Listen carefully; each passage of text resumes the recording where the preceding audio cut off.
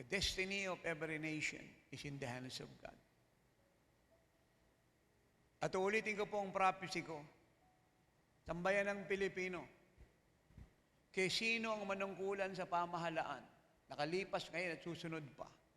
Let me say this to you, and hear me well, and I will say this over and over again. Ano naman po ang ginagawa ng diablong panggugulo sa Pilipinas at away sa Senado at Kongreso at ng mga politiko, iba pa't marami pa. At changes ng mga diplomatic relationship at mga alliances. Kasama po yan sa prophecy. Let me say this truth. And I am so specific, I don't change prophecy. Because God's mind changed not. God's will changed not. And God's plan changed not. Ang Pilipinas po ay bansa ng Diyos. At kahit anong gawin ni Satanas, hindi makakabawas yan sa plano ng Diyos at panahon ng pagliligtas sa Pilipinas sapagkat ang lahat ng ito ay nasa kamay niya at nasa pagsunod namin at ng church na marirevive.